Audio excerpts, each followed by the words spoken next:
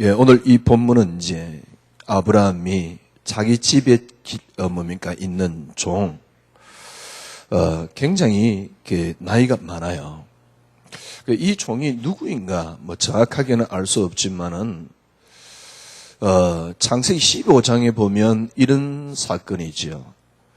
하나님께서 아브라함에게 나타나 가지고 나는 너희 지극히 큰 상급이요, 하여튼 간에 그런 축복을 주실 때 아브라함이 나는 후자가 없으니까 우리 집에서 길리우는 저 엘리에셀을 앞으로 나의 후계자로 삼겠습니다. 그러니까 혹시 엘리에셀이 아닌가 그렇게 유추는 해볼 수 있습니다만은 정확하게 이름을 안 밝혔기 때문에 누군지는 몰라요. 하여튼 이 아브라함이 종에게 이야기를 합니다. 그리고 어느 정도 이야기하냐니까 맹세까지 시켜요. 허벅지에 이렇게 손을 놓고 의미를 크게 둘 건 없습니다. 왜냐하니까 그때 당시 그 중동 지역에 이렇게 맹세하는 방법이니까. 그래서 맹세를 어느 정도 맹세를 하는데 내용이 뭐냐니까 가나안 땅에서 이삭을 위해서 아내를 택하지 말고 내가 본래 나왔던 그 땅, 그러니까 본래 있었던 그 땅에 가가지고 내 아내를 이삭을 위하여 아내를 택해라. 이제 그 이야기지요. 그걸 어떻게 만나느냐 이런 이게 부분에 대해서 이게 쭉 기록해놨습니다. 창세기 23장 앞에 장은 뭔 이야기입니까? 사라의 죽음에 대해서.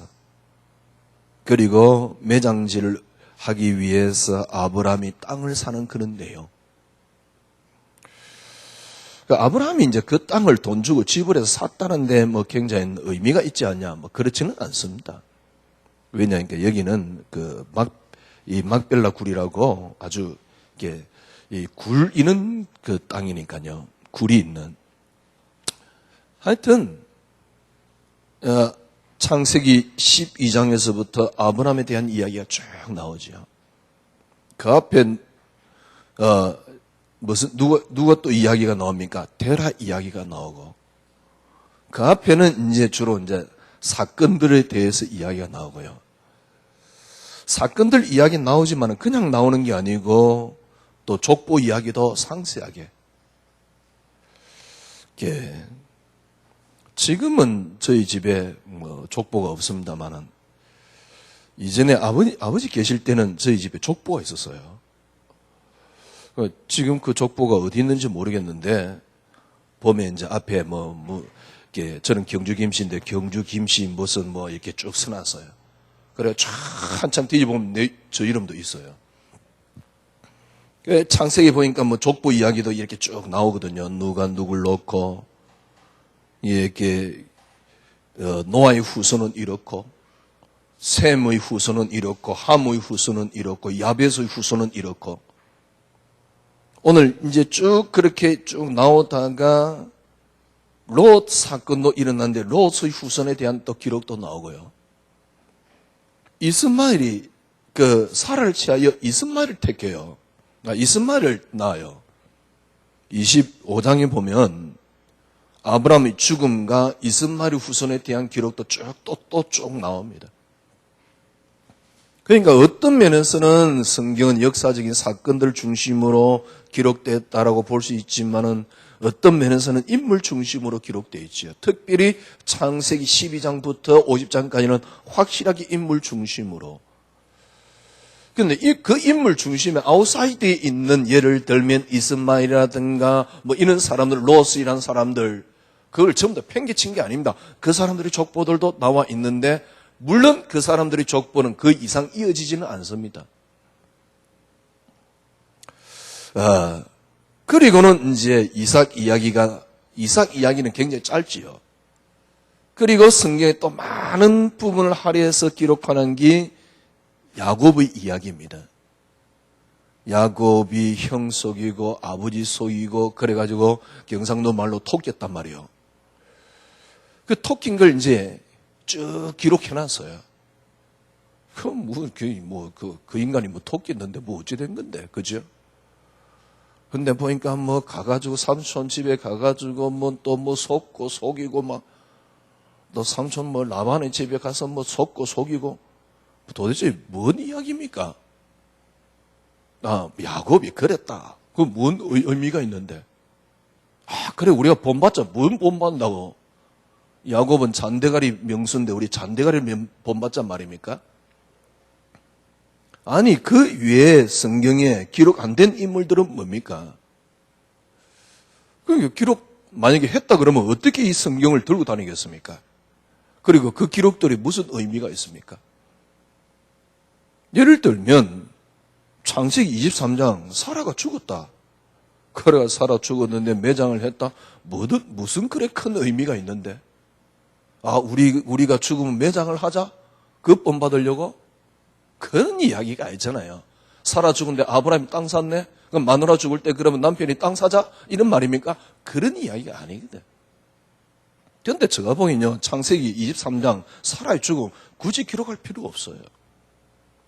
오늘 본문은,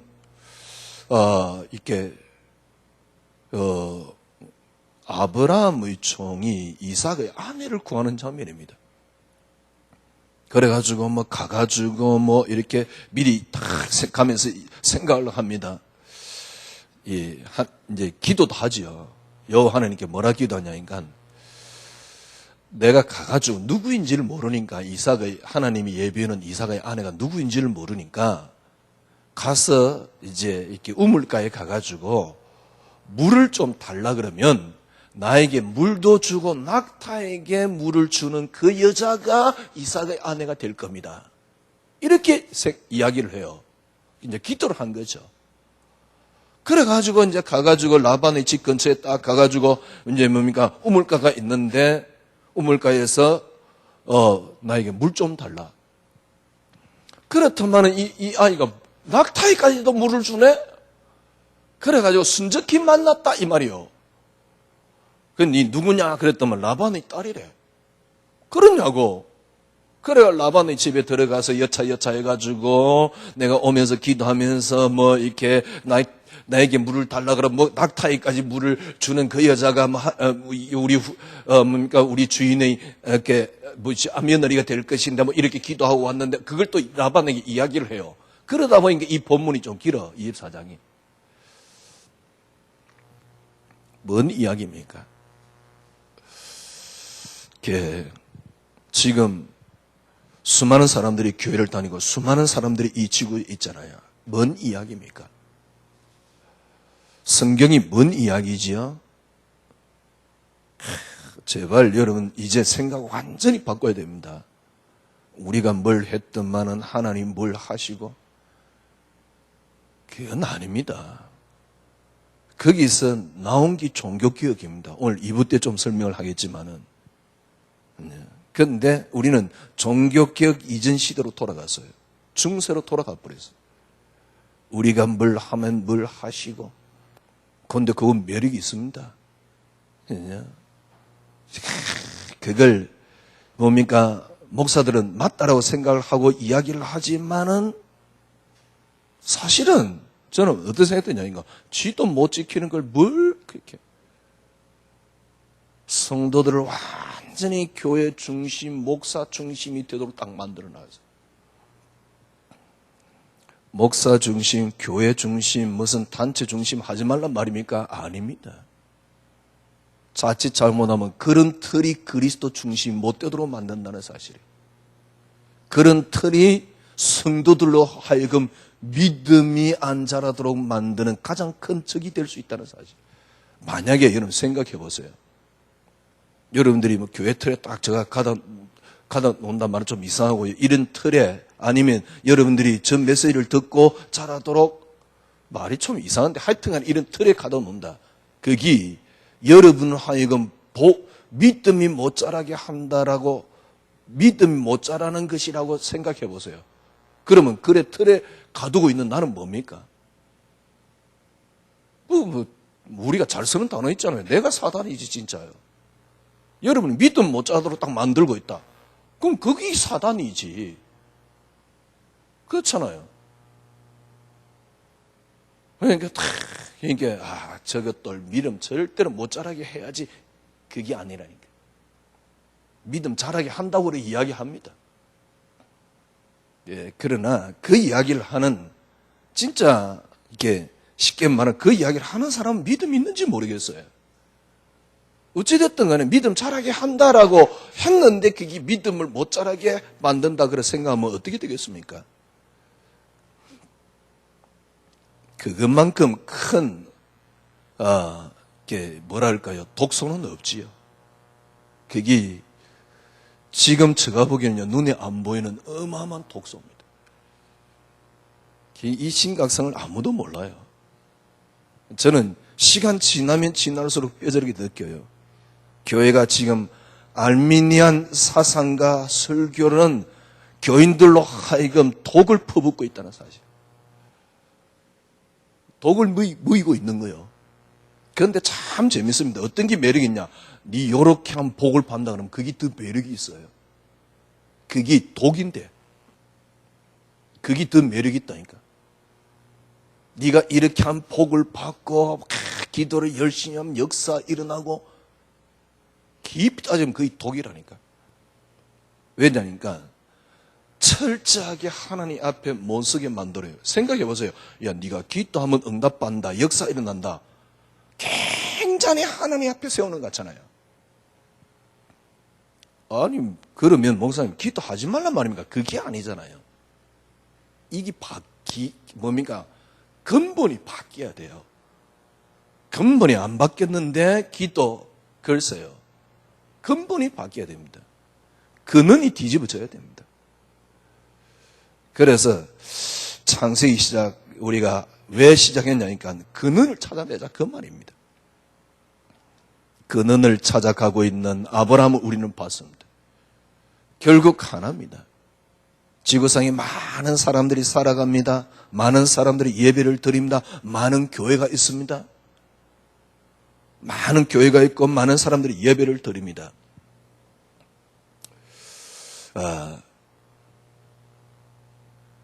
예배를 드리고 막 그렇게 합니다.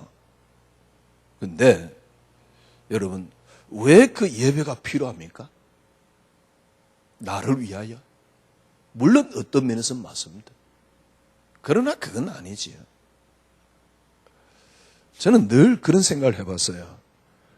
예배 막 드리는데 뭐 중간에 뭐 이상하게 뭐 많은 있던 뭡니까 교회 예배 순서가 필요하냐? 왜? 예배라는 거는요, 저는 그런 생각합니다. 우리의 예배를 통해서 하나님이 철저하게 드러나고 그 당신님이 인정되고 여호와의 영광이 그 속에 드러나는 겁니다.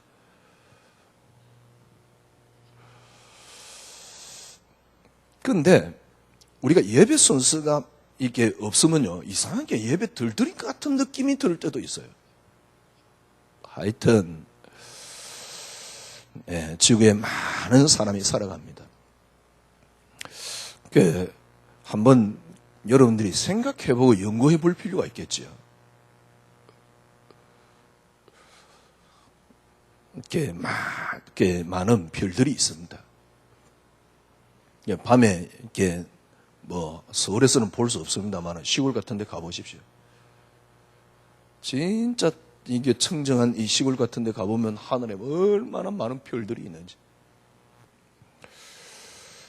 이제 좀 그런 데서 살고 싶어요. 좀 별도 좀 보고요. 왜냐니까 서울에 사니까 별 볼 일이 없어가지고.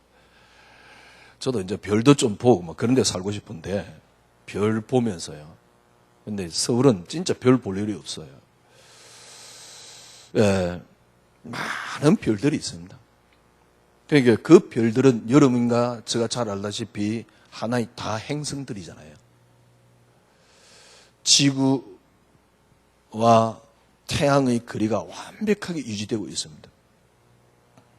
과연 이 지구에 다른 행성의 생명체가 과연 있을까요?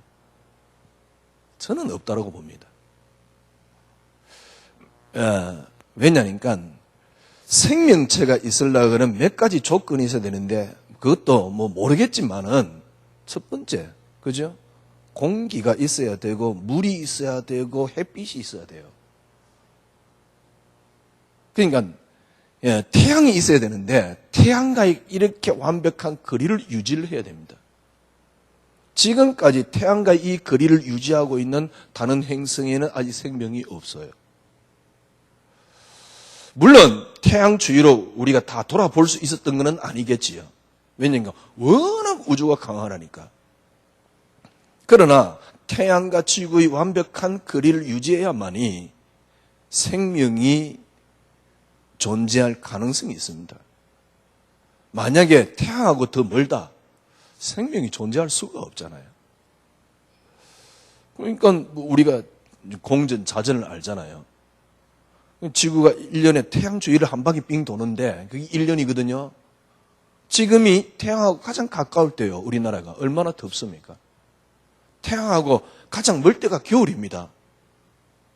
근데 그 거리는 지구와 태양의 거리하고 태양의 거리에 비교하면 아무것도 아니에요. 그런데 약간 멀다는 이유로 추워. 약간 멀다는 이유로. 저 아들이 시카고 있잖아요.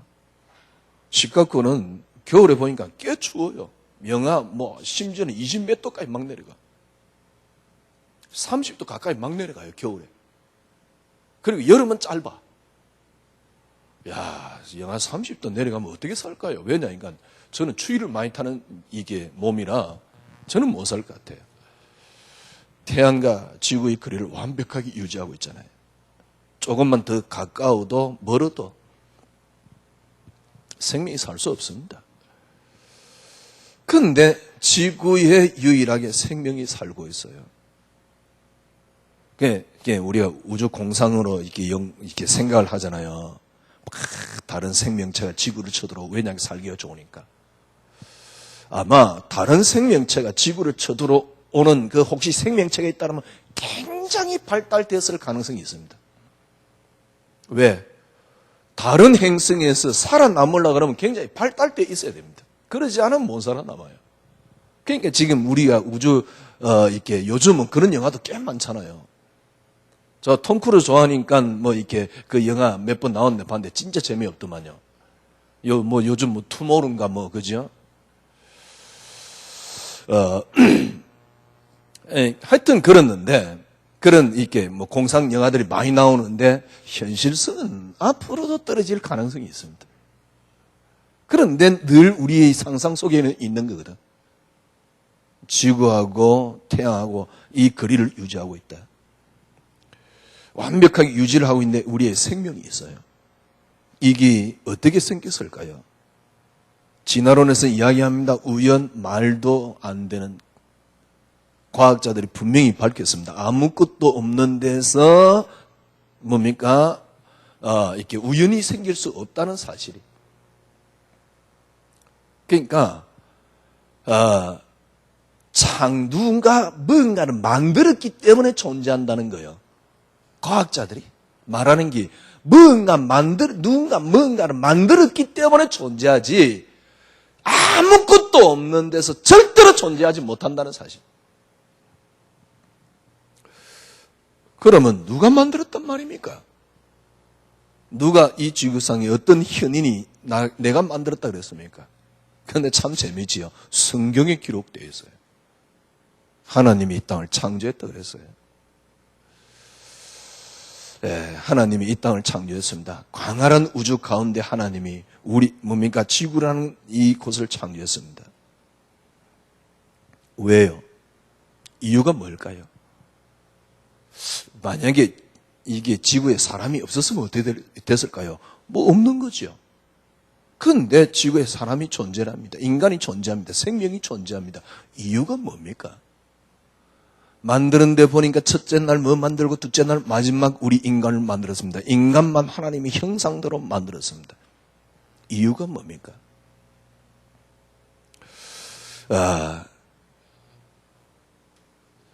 하나님이 쉽게 말하면 지구를 만들었습니다. 이유가 뭡니까? 하나님이 이 땅을 창조했어요. 인간만 하나님의 형상대로. 그런데 나중에 성경에 나와 있잖아요. 그가 없이는 이 땅에 창조된 것이 아무것도 없다. 하나님이 지구를 만든 이유가 뭡니까? 그리스도입니다. 그런데 우리 인간에게 어떤 문제가 생겼습니까? 창세기 3장 문제가 생겼습니다. 우리 인간이 모르는데 이 문제가 생겼습니까? 하나님이 이 문제 뭡니까? 전혀 예상하지 못했는데 이 문제가 생겼습니까? 아니, 하나님께서 만들어 놓은 뭡니까? 만들어 놓은 게 불완전해가지고 그게 타락해가지고 이렇게 생겼습니까? 아니에요. 창조 때부터 하나님이 그리스도로 말미암아, 그리스도가 아니고는 분명히 요한복음 1장에 뭐라 그랬습니까? 그가 없이는 창조된 것이 아무것도 없다 그랬어요. 그러면 이유는 딱 하나지요. 그리스도. 창세기 3장의 이유가 뭡니까? 착각하지 마세요. 우리가 뭘 했더만은 아닙니다. 이유는 하나입니다. 그리스도. 쉽게 말하면 그 뒤로 이어지는 게 여러분이 잘 알다시피 히스토리 아닙니까? 히스토리의 이유가 뭡니까? 하나입니다. 그리스도. 오늘 본문에 보니까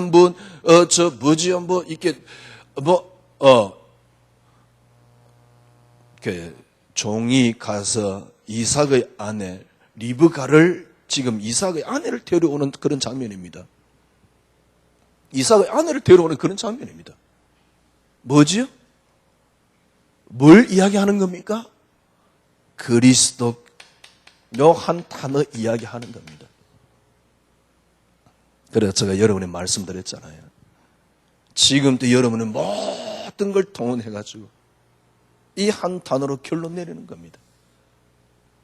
교회가 유일하게 있어야 되는 이유입니다. 목사가 유일하게 있어야 되는 하나의 이유, 그 외에는 없습니다. 여러분, 중세 가톨릭이 뭡니까? 하나님의 대리자가 사제입니다. 거기서 개혁한 게 뭡니까? 개신교입니다. 지금 목사님들이 혹시 하나님 대리자 아닙니까? 그러면 십자가에서 이룬 놈 만인 제사장을 무너뜨리는 거예요. 그런데 그의 성도들 생각 속에 목사님이 하나님의 대리자가 되어 있어요. 물론 목사의 그럼 역할이 없습니까? 그 말은 아닙니다. 지금 교회는 어떻습니까? 교회 와야 신앙생활이 됩니까? 예배를 드려야 신앙생활이 됩니까?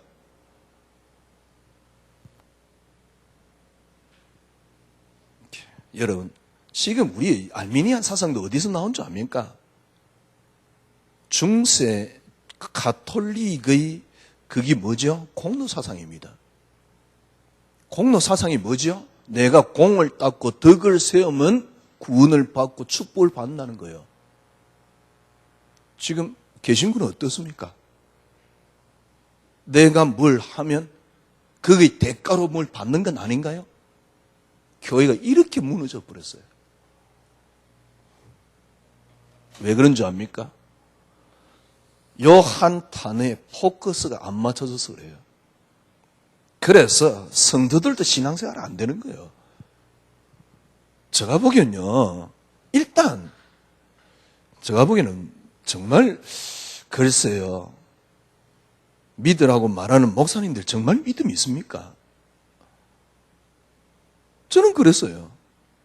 어느 날 저에게 요셉 같은 믿음이 안 나오는 걸 보고 나는 뭘 믿지? 근데 참 감사하게도요, 요셉 같은 믿음 안 나오다 확실하게 자기는 주의 종이고 무슨 시대적인 개똥 같은 생각 속에 빠져 있어요. 갈등 자체가 없어요. 그 대단한 분들이야. 저는 어느 날 만약에 욥과 같이 10명의 자녀가 다 죽고 전 재산이 다 날아갔다. 내가 안 흔들릴 자신이 있느냐? 만약에 거기에서 안 흔들렸다. 그거는 신념입니다. 왜? 국가를 위해서 애국을 했던 사람도 죽음 앞에 안 흔들렸어요. 그게 신념이지. 왜? 국가라는 신념이지. 그게 믿음은 아니거든. 그죠? 만약에 내가 욥 앞에 요셉 앞 10명의 자녀가 다 죽고 전 재산이 다 날아간 욥과 같은 상황이 됐는데 안 흔들렸다. 그게 신념이지 믿음은 아니에요. 만약에 제가 어느 날 욥과 같은 믿음이 안 나온다. 난 뭘 믿는 거지? 정말 내가 하나님 믿나? 하나님 평생 믿어서 제가 신학교까지 가고 그랬던 저에게 하나님이 별로 능력이 안 돼요. 그리스도가. 정말 이거 맞나? 이쪽에 쭉 걸어가다 보면요. 교회 써놨어요. 성령 집회. 그러니까 기독교를 지금 이렇게 깡그리 무너뜨리는 겁니다. 성령 집회, 은사 집회 한다 그 말이지요. 계속 나를 위해서, 그걸 신비주의라 그러는데 나를 위해서 막 그리스도를 만들어 놨어요. 지금 거의 대부분 성도들 생각 속에 그리스도는 나의 성공을 위한 하수인이야. 그 정도는 아니지만 도구로 되어 있어요. 솔직한 얘기로 그러면 성공이나 할 수 있을 것 같습니까? 성공도 못해요. 아니 우리가 예수 믿고 성공 못한단 말이니까 그 말이 아니라니까. 그리스도를 나의 위한 도구로 만들어 놓으면 절대 역사 안 일어나요. 그 이전에 내 믿음을 보라니까 믿음이 안 자랐는데 무슨 역사 일어나기를 바랍니까?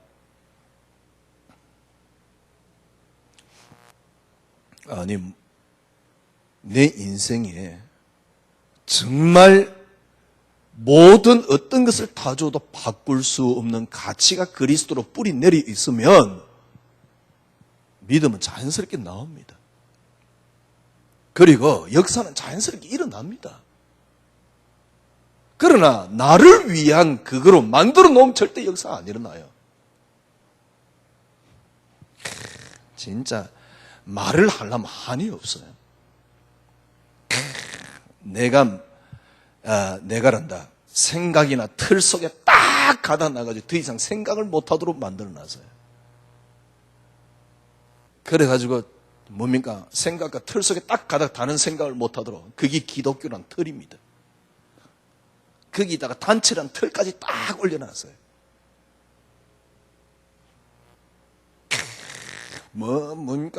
불신자, 여기가 상태, 흑암, 사단 그래서 하면서요. 틀 속에 딱 가다 나가지고 바보로 만들어놨다. 사단 아닙니까? 아닙니다. 맞습니다. 정말 여러분들이 그리스도 같이 되면요.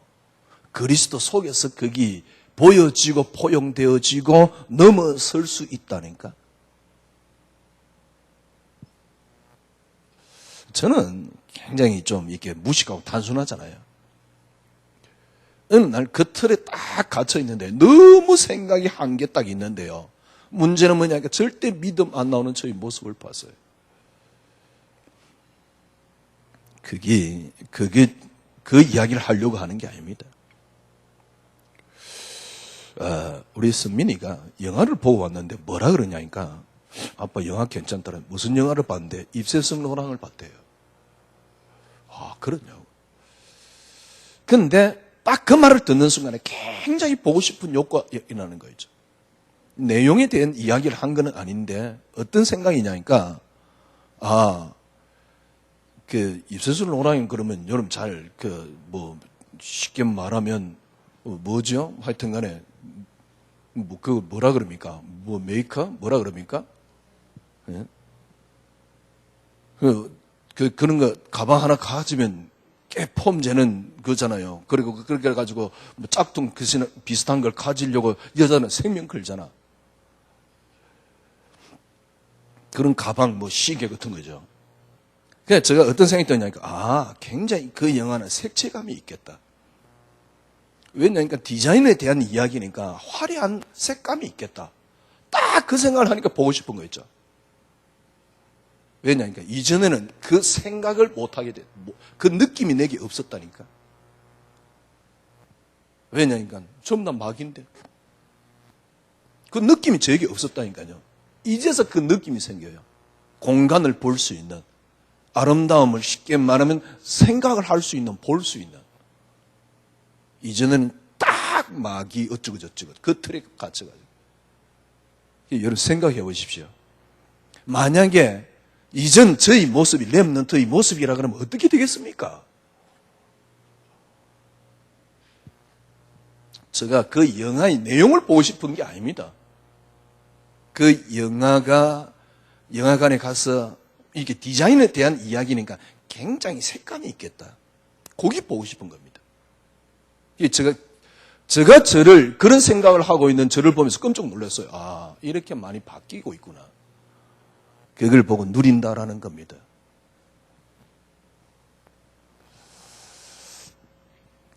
어떻게 해야 되는지 압니까? 요 한 단어. 다른 어떤 틀에 매수도 안 돼요. 이 한 단어입니다. 여러분들이 딱 그리스도로 결론 딱 내려져야 돼요. 그래서 창세기 지금 우리는 이 창세기를 통해서 뭘 찾아가느냐니까 정말 그리스도가 모든 것의 근원이라는 사실입니다.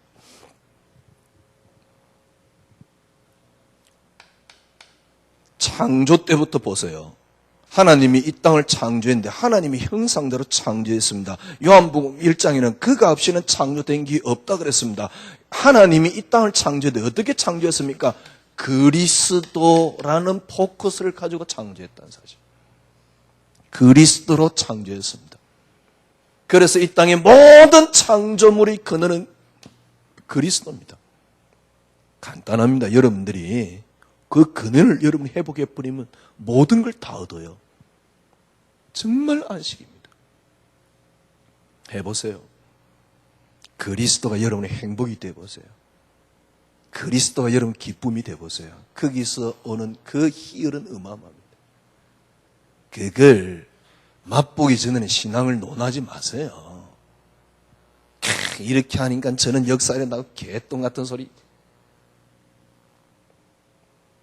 그러니까 그런 이야기를 들으면 저는 그런 생각을 하면 화가 난다니까요. 지금 교인들 신앙을 그렇게 깡그리 밟아 놓는 거예요, 거기에. 진짜 그리스도가 기쁨이 되면요, 거기 오는 희열이 굉장합니다. 그걸 통해서 모든 걸 볼 수 있고, 모든 걸 맛볼 수 있고, 모든 걸 만질 수 있고, 모든 걸 얻을 수 있다니까. 근데 뭘 하라 그러니까 이것만 안 되도록 만들어 놨단 말이에요. 그리스도로 창조되었습니다. 모든 것의 근원입니다. 이 세상도 지금 이삭 아내 구하는 이야기인데 어찌 됐단 말입니까? 그리스도라면 그 말입니다. 아니 아내 구하고 결혼하고 애 놓고 그래서 그리스도 오셨다 이 이야기가 아니라니까요. 그 속에 우리 인생의 모든 게 다 들었어요. 여러분이 그리스도가 여러분 기쁨이 안 되면 차라리 예수 믿지 마세요. 불신자같이 차라리 사기나 치고, 그죠? 그래 살아니까요. 왜? 그래 돈이라도 좀 벌잖아. 돈의 기쁨이라도 살다가 뒤지든가. 그것도 아닌데. 근데 그거는요, 기쁨이 아닙니다. 고통이지. 아니, 그거는 못 가진 본 인간들이 하는 이야기 아닙니까? 아닙니다. 진짜 얘는 돈의 기쁨을 느끼려 그러면 있어도 되고 없어도 돼야지 돈의 기쁨을 느끼는 겁니다. 무슨 말입니까? 그리스도가 여러분의 행복이 되어보세요. 진짜 행복합니다. 그리스도가 여러분의 기쁨이 되어보세요. 이게 근원이라니까. 당연히 회복해야죠. 정말 희열이 있습니다. 그리스도가 여러분에게 정말 뭡니까? 그리스도가 여러분에게 안식이 되어보세요. 그리스도가 여러분 안식 되어보세요. 정말 평화롭습니다. 정말 자유롭습니다. 한 분 그리스도로 결론 내려져야 됩니다. 그래서 그리스도로 말미암고 그리스도의 근원으로 시작됐는데 이걸 펼쳐나가는 게 성경입니다. 이걸 펼쳐나가는 게 역사입니다. 히스토리란 말은 그의 이야기라 그 말 아닙니까? 누구요? 그리스도입니다. 그게 히스토리 아닙니까? 성경, 역사, 모든 것들이. 그래서 제가 말씀드렸잖아요. 하나님이 이 모든 걸 놓고 이미 이렇게 모든 것이 되어지도록 작정을 하셨다는 사실. 그 그리스도 안에서 여러분과 제가 이 비밀과 축복을 누리도록 예정되어 있다는 사실. 이게 에베소 1장 3절 하늘의 이 신령한 복으로 복 주시려고 창세전에 택하사 그래놓고 하나님이 이 땅을 창조하셨다는 사실. 뭐예요? 포커스는 하나라니까. 그래놓고 하나님은 이 땅의 모든 것들을 그 뜻대로, 그 이루는 뜻대로 하나님은 움직이신다는 사실입니다.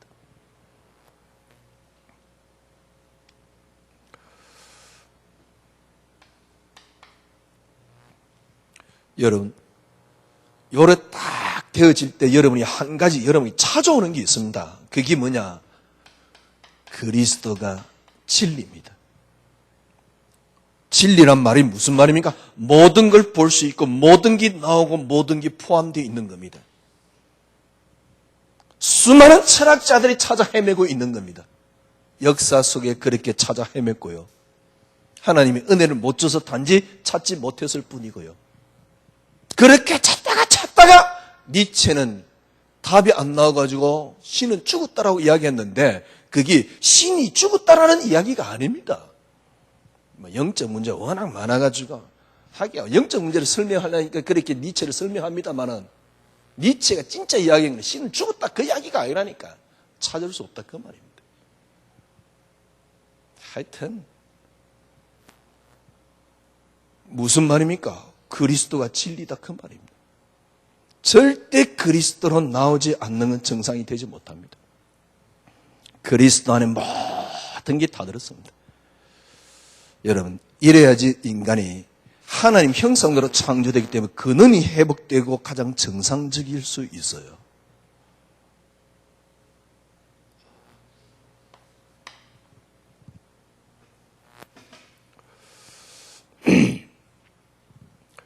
이 근원을 방해했던 게 쉽게 말하면 이게 본래 근원인데 그래도 하나님 역사는 이루어집니다. 그런데 이 근원을 방해하는 게 창세기 3장이란 말이에요. 그러니까 요 두 개의 싸움이지요. 끊임없이 그리스도 한 단어로 모든 게 맞춰서 움직이는 거 이걸 방해한단 말이에요. 그러면 이 방해하는 창세기 3장이 뭐냐는 겁니다. 뭐가 방해한단 말입니까? 제가 보기에는 하나님 방해하도록 만들어 놓고요. 뭐가 방해한단 말입니까? 이 근을 찾아가는데 창세기 3장이 끊임없이 추적하면서 방해하고 있습니다. 그런데 창세기 3장의 추적의 방해가 뭡니까? 납니다. 창세기 3장은 뭐죠? 너는 할 수 있다는 겁니다. 너는 될 수 있다라는 겁니다. 그래가지고 하나님께서 뭘 줬습니까? 율법을 줬습니다. 해봐라 그 말입니다.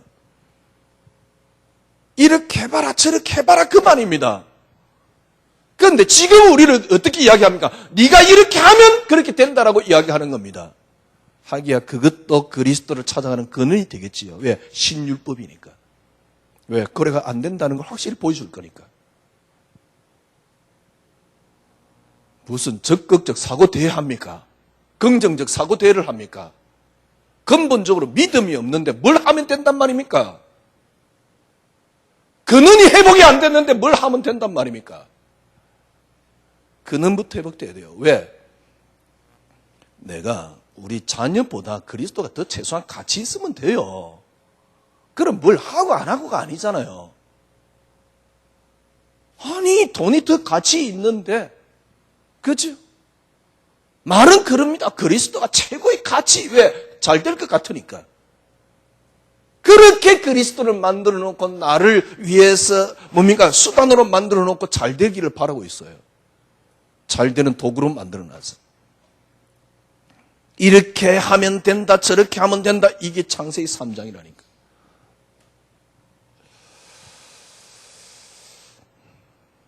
창세기 3장 무슨 말입니까? 그리스도의 근원을 끝까지 찾아가는데 창세기 3장 창세기 3장 그리스도의 근을 방해한단 말입니다.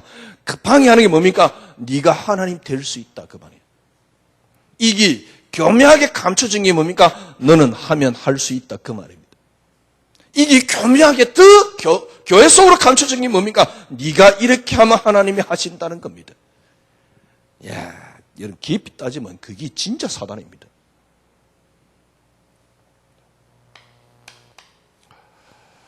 이거와 상관없는 세상을 만들었습니다. 그분이 오셔서 하신 구속입니다.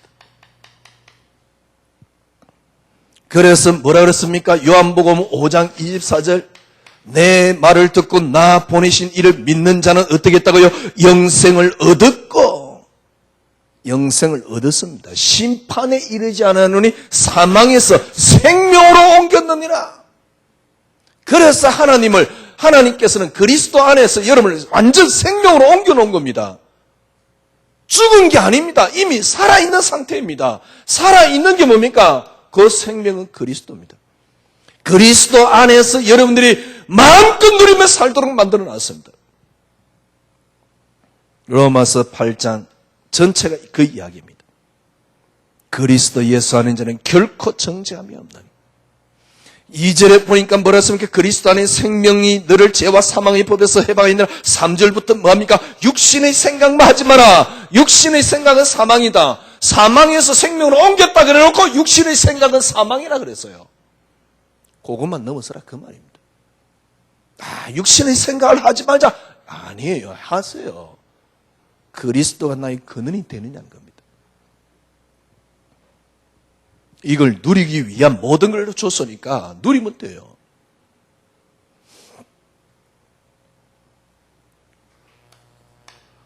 이렇게 우리는 근원을 찾아가는 게 우리 인생입니다. 오늘 본문은 종에게 맹세를 시키지요. 왜 맹세를 시킵니까? 아니, 가나안 땅 여자면 안 됩니까? 하나님 본래 가나안 땅에서 마누라를 가능하면 택하지 말고 뭡니까? 딴 데 가서 이렇게 가능하면 그렇게 해라? 네가 본래 살던 고향에 있는 그 여자들을 택해야 된다? 가나안 땅 여자는 안 된다? 글쎄, 애굽에서 장가 들었던 요셉은 뭡니까? 둘 다 애굽 여자인데 그에서 난 아들 둘이가 다 이스라엘 지파 둘로 들어갔는데 된다 안 된다 이 이야기가 아니에요. 저는 아니 가나안 여자는 왜 안 되느냐? 나중에 쭉 읽어보면 그 배경을 알았어요. 하나님이 아브라함이 일어났던 이런 사건들을 통해서 사실은 언약을 붙잡은 사람들이 있더라고요. 그게 누구냐? 그러니까 이 사람들이에요. 그래서 아브라함이 가나안 여자를, 그게 하나님 마음이겠죠. 하여튼 간에 그래서 맹세를 시킵니다. 그때 아브라함이 7절에 보면 24장 7절에 보니까 뭐라 그랬습니까? 하늘의 하나님 여호와께서 나를 내 아버지 집과 내 고향 땅으로 떠나게 하시고 내게 말씀하여 내게 맹세하여 이르기를 이 땅을 네 시에게 주리라 하셨으니 그가 그 사자를 너보다 앞서 보내실 것이다. 너가 거기서 내 아내를 위하여 내 아들을 위하여 아내를 택할지어다. 무슨 말입니까? 사자를 앞서 보낼 것이다. 그러니까 이 일을 그렇게 맹세하고 이루는 모습이 어떤 모습입니까? 하나님이 하신다 그 말입니다. 이건 내 일이 아니다 그 말입니다. 그래서 하나님이 주의 사자를 먼저 보내실 것이다. 12절에서 14절에 보니까요. 이게 이제 주의 종이 기도하는 내용입니다. 주의 종이 아니요. 그 아브라함의 종이요. 기도하는 내용이지요. 그가 이르되 우리 주인 아브라함의 하나님 여호와여 원하건대 오늘 나에게 쉽게 말하면 이삭의 아내를 순조롭게 만나게 하사 내 주인 아브라함에게 은혜를 베푸시옵소서. 성중에 딸들이 물 길러 나오겠사오니 내가 우물 곁에 섰다가 한 소녀에게 이르 청하건대 너는 물동이를 여기서 나를 마시게 하라. 그러면 나만 마시는 게 아니고 낙타도 마시게 하는 그 여자가 그 애가 주의 종 이삭을 위하여 정하신 자라. 이로 말미암아 주께서 내 주인에게 은혜 베푸심을 내가 알겠나이다. 쉽게 말하면 이 종의 기도의 모습이지요. 쉽게 말하면 무슨 말입니까? 하나님이 아브라함을 저기 가서 저렇게 이삭을 위한 와이프를 데려오란 말은 하나님의 언약 이루는 방편으로 이 사람이 이해를 한 겁니다. 그래서 가면서 기도를 한 겁니다. 모습 보세요. 이게 누구냐니까 라반의 딸이었어요. 묻습니다. 그런데 마치 누가 물 길러 온 자에게 묻습니다. 물 좀 달라. 그랬더만 낙타까지 먹여요. 그래서 이 종이 이 사람이다. 니 누구냐니까 라반의 딸이래요. 31절에 보니까요. 라반이 이르되 여호와께 복을 받은 자여 들어오소서 어찌 밖에서 있나이까 내가 방가 낙타의 처소를 준비하였나이다. 라반에게 이제 가서 이렇게 라반을 만나는 장면인데요. 라반이 이 종에게 그렇게 이야기를 하는 겁니다. 그렇게 이야기를 할 수 있겠지요. 근데 라반하고 결국 리브가하고 헤어지는 모습을 한번 보십시오. 그게 59절입니다. 그러니까 종이 뭐냐니까, 이제, 라반에 가서 이렇게 허락을 받았어요. 라반이 허락을 딱 받으니까 허락을 받고 난 뒤에 라반이 뭐라냐니까, 조금 더 우리 리브가를 집에 지체하고 있다가 나중에 데려가라. 그러니까 종이 뭐라니까, 아니다. 지금 데려가야 된다. 나중에 데려가라니까 지금 데려가야 된다. 그러면 리브가를 불러서 묻습니다. 네가 지금 따라갈래? 아니면은 천천히 갈래? 그랬더만은 리브가가 지금 가겠다 그래요. 그러면 네가 가라. 그리고 라반이 보내는 장면입니다. 라반이 보내면서 하는 말입니다. 59절. 그들이 그 누이 리브가가 그의 유모와 아브라함의 종과 그 동행자들을 보내며 리브가에게 축복하여 이르되 우리 누이여 너는 천만인의 어미가 될지어다. 네 시로 원수의 성문을 얻게 할지어다. 사실은 라반이 딸이 아니죠. 라반의 동생이죠. 동생. 제가 지금 라반이 딸이라는데 라반이 딸이 아닙니다. 동생입니다. 그러니까 뭐라 그러냐. 이 라반이 자기 동생 누이를 보내면서 여자 동생을 보내면서 뭐라 그럽니까? 리브가에게 누이여 너는 천만인의 어머니가 될지어다. 네 시로 그 원수의 성문을 얻게 할지어다.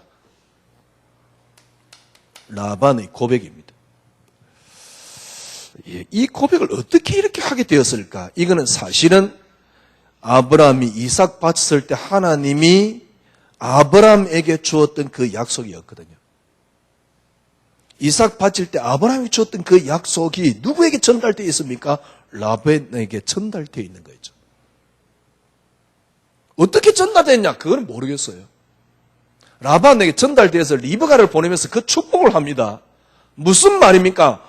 언약을 성취할 집안으로 하나님 미리 준비되어 있다 그 말이잖아요. 그래서 그리스도를 이 가정을 통해서 그래서 아브라함이 자기 고향으로 가서 리브가를 데려오도록 하신 것이지요.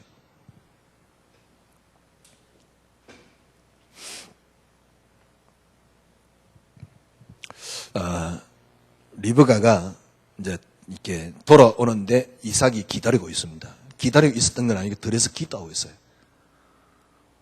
재밌지요.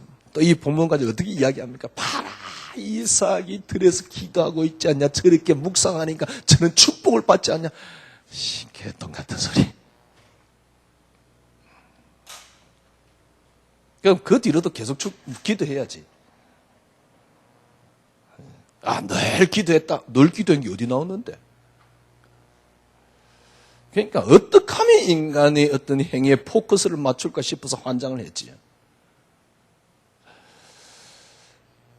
어찌됐든 간에 이삭이 들에서 묵상을 하고 있는 겁니다. 묵상을 하고 있는데 리브가가 도착을 했습니다. 종이 상세하게 이야기를 합니다. 상세하게 될 일을 딱 듣고 리브가를 받아들이지요. 이삭이 상세히 될 일을 다 알고 이제 리브가를 받아들이는데 그걸 통해서 어머니가 돌아가신 것에 대해서는 위로를 받았더라까지 이렇게 기록되어 있습니다. 이삭은 메시아가 오는 그 도구로 쓰임받은 겁니다. 이삭이 찾아냈던 게 뭡니까? 아브라함에게 하나님이 원했던 게 뭡니까? 근원이 그리스도라는 사실. 여러분, 이겁니다. 우리의 모든 근원은 그리스도입니다. 그래서 우리는 그리스도라는 근원을 찾아가는 우리 인생의 발걸음입니다. 그 그리스도라는 근원을 이루기 위해서 하나님이 여러분과 저를 불렀습니다. 여러분, 인생이 뭡니까? 그리스도라는 근원을 찾아가는 우리 인생입니다. 아니, 그리스도라는 근원을 찾아버리면 뭡니까? 찾는 것이지 그게 뭘 다릅니까? 아닙니다. 그게 모든 것입니다. 그 안에 모든 게 다 들었습니다. 더 이상 필요 없을 만큼 완벽한 게 그리스도입니다. 그 안에 여러분이 행복이 있고 모든 게 다 들었습니다. 그래서 여러분의 삶이 지금 빨리 회복해야 되는 게 뭡니까? 그리스도라는 근원입니다. 그리스도라는 근원이 무슨 말입니까? 그리스도가 여러분에게 행복이 되어야 돼요. 환경이 건드리지 못할 만큼 그리스도가 여러분에게 기쁨이 되어야 돼요. 조건이 건드리지 못할 만큼 그리스도가 여러분에게 행복이 되고 기쁨이 되고 희열이 되어야 됩니다. 그래서 저는 이걸 어떻게 만들었냐? 그리스도만이 응답. 이게 제가 그리스도의 근원을 찾아가는 하나님의 인도였습니다. 진짜 그리스도만이 응답되면서요. 차근차근 희열, 이제서 보이려고 하는 거예요. 모든 게. 저 속에 제가 느끼지 못했던 욕구가 있더라고요. 이제. 참 색감이 화려하다. 저는 저 인생을 놓고 그런 걸 느껴보질 못했어요. 이제 그림을 봐도 제대로 볼 수 있을 것 같아요. 이제는 음악을 들어도 제대로 들을 수 있을 것 같아요. 쉽게 말하면 그 희열을 찾아가는 거죠. 그게 뭡니까? 그리스도만이 응답이었어요. 당신은 너무 뭡니까? 오랫동안 굳어져 있어가 겨우 그런 거 아닙니다. 성경에 약속해놓기를 모든 만물이 그리스도 이름 앞에 무릎 꿇었다 그래서 요 근원을 찾아가는 우리 인생이 삶입니다. 아니, 근원을 찾잔 말이 아닙니다. 그 안에 다 들어있어요. 다른 거 보지 마세요. 그리스도 한 단어면 됩니다. 다른 거 매이지 마세요. 그리스도 한 단어면 됩니다. 그게 교회 인정 목사일지라도 매이지 마세요. 그리스도 한 단어면 됩니다. 매이는 만큼 손해입니다. 그리스도 한 단어로 충분합니다. 이게 여러분에게 진짜가 돼버리면 여러분 그게 신앙생활입니다. 정말 이번 주 한 주간 여러분 속에 그리스도가 더욱 깊이 찾아오는 한 주간이 되기를 바랍니다. 기도하겠습니다. 하나님 감사합니다. 그리스도가 우리 인생의 근원임을 다시 한번 확인합니다. 그리스도만이 우리 인생의 유일한 응답임을 확인합니다. 그리스도는 모든 것이 되어진다는 사실이, 그리스도 안에 모든 게 다 있다는 사실이, 지구상의 유일한 단어 그리스도, 모든 만물이 무릎 꿇은 그리스도, 그 한 단어면 됩니다. 오늘 귀한 은혜로 채워주신 주님께 영광 돌려드립니다. 주님이 홀로 영광 받아 주시옵소서. 예수 그리스도 이름으로 기도드리옵나이다. 아멘.